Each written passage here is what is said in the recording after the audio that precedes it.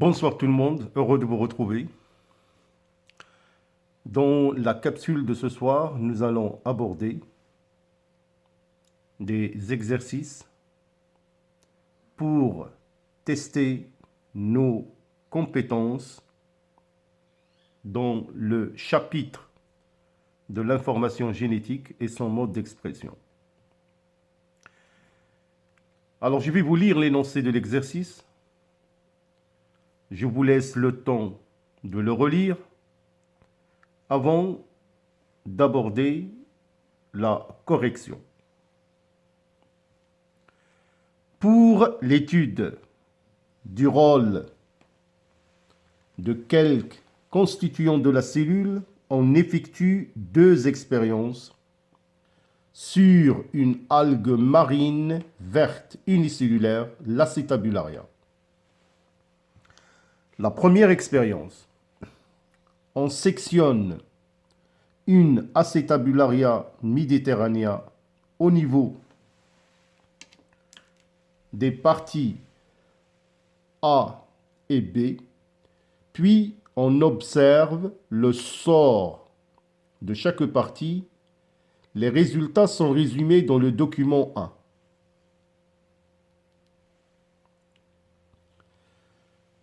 Que peut-on déduire de ces résultats? L'expérience 2. L'Acetabularia crenulata diffère de l'Acetabularia mediterranea par un caractère héréditaire, l'aspect du chapeau.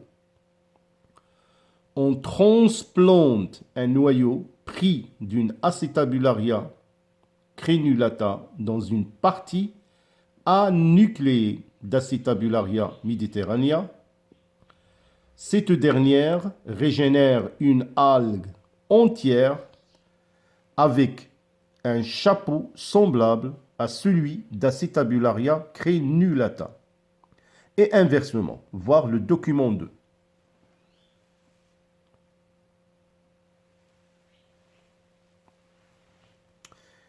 Question. Que peut-on conclure de l'analyse de ces résultats? Troisième question. Interpréter les résultats de l'expérience. 2.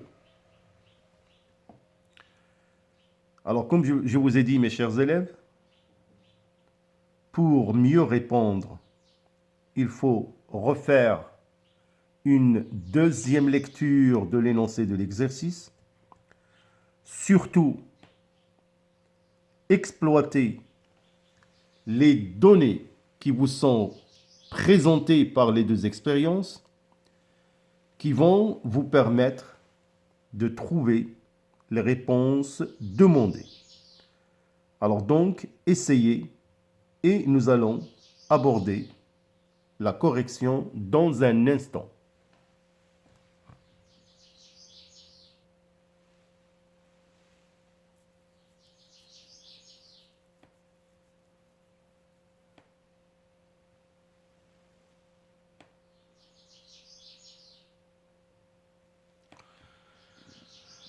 Alors donc, j'espère que vous avez déjà essayé. Alors, nous allons répondre à la première question. Alors, tout d'abord, reprenons la première expérience. Alors, dans cette expérience, on sectionne, c'est-à-dire on coupe une Acetabularia mediterranea au niveau des parties A et B. Donc, voilà la partie A et la partie B. Puis, qu'est-ce qu'on observe? Le sort de chaque partie et les résultats sont bien évidemment représentés par le document 1. Alors, observons au niveau de la partie 3. Donc, cette partie-là dégénère, où on dit s'atrophie. Quant à la partie 2, elle aussi, elle s'atrophie, donc il dégénère. Par contre, on observe bien évidemment, d'après le document 1, que la partie 1 survit et nous savons que au niveau de cette partie se trouve le noyau donc c'est une partie nucléée. Et cette partie, par la suite, régénère toutes les parties de l'algue, c'est-à-dire l'algue entière.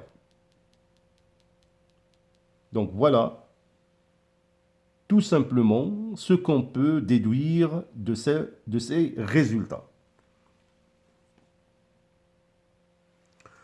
Alors donc voilà la réponse concernant les résultats de l'expérience numéro 1. Donc on a dit que la partie 1 qui est nucléée, c'est-à-dire qui dispose d'un noyau, survit et peut régénérer toutes les parties de l'algue, c'est-à-dire une algue entière. Quant à la partie 3 qui est anucléée, c'est-à-dire dépourvue de noyau, ne régénère aucune partie de l'algue et s'atrophie, c'est-à-dire il meurt. La partie 2, pareil, anucléée. Malgré tout, il régénère un chapeau et un rhizoïde, c'est-à-dire la racine de l'algue, mais il finit par s'atrophier, c'est-à-dire par mourir. Alors, qu'est-ce qu'on peut déduire? On peut déduire alors que le noyau est nécessaire pour la survie et la régénération des différentes parties de l'algue.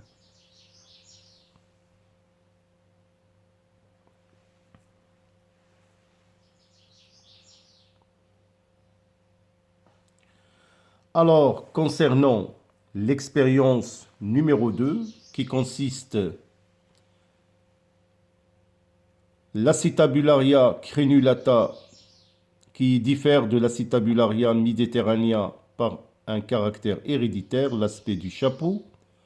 Là, on fait une transplantation, c'est-à-dire on déplace un noyau pris d'une Acetabularia crenulata et on va le placer dans une partie anucléée d'Acetabularia mediterranea.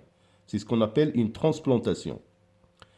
Alors, cette dernière, qui a eu la transplantation du noyau, qu'est-ce qu'il régénère? C'est-à-dire, il synthétise une algue entière avec un chapeau semblable à celui d'Acetabularia crenulata.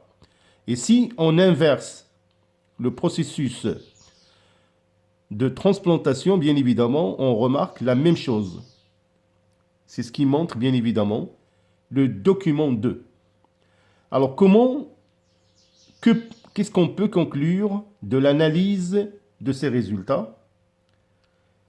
Et bien évidemment, on va interpréter les résultats de l'expérience 2. Alors donc, la réponse est la suivante. La transplantation du noyau, c'est-à-dire l'enlèvement du noyau d'une espèce d'Acetabularia dans le cytoplasme d'une autre, il fait régénérer des structures, c'est-à-dire des éléments qui sont propres à l'espèce qui était origine du noyau.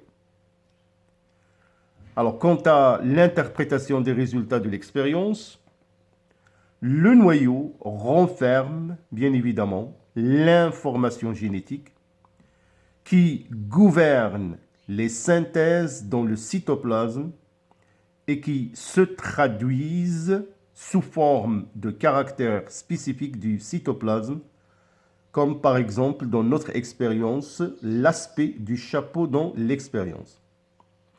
Donc voilà, en ce qui concerne la conclusion de l'analyse des résultats de l'expérience 2 du document 2 et les interprétations. Alors voilà, donc la réponse pour le 2 et le 3. Donc comme j'ai dit, la transplantation du noyau d'une espèce d'Acetabularia dans le cytoplasme d'une autre fait régénérer des structures propres à l'espèce qui était origine du noyau. Alors, on a dit que le noyau renferme l'information génétique que vous connaissez certainement maintenant, qui est la molécule d'ADN, qui est considérée comme l'information génétique, qui gouverne, c'est elle qui contrôle, qui dirige les synthèses dans le cytoplasme, en particulier la synthèse des protéines, et qui se traduit, ces protéines vont se traduire bien évidemment sous forme de caractères qui sont spécifiques du cytoplasme, comme j'ai dit, l'aspect du chapeau dans l'expérience que nous avons proposée. Alors voilà mes chers élèves, donc cet exercice, j'ai tenu encore une fois à le proposer, seulement dans le but pour dire que chez les eucaryotes,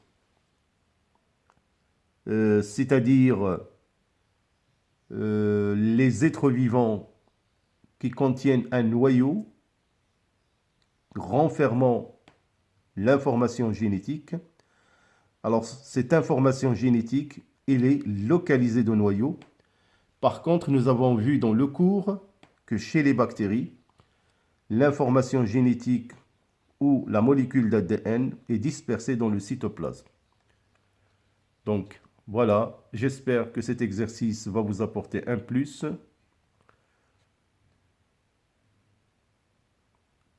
Alors, dans l'attente de vous proposer un autre exercice concernant la division cellulaire, c'est-à-dire la mitose, j'attends toujours vos commentaires et vos encouragements. Je vous souhaite une bonne continuation, portez-vous bien et à bientôt.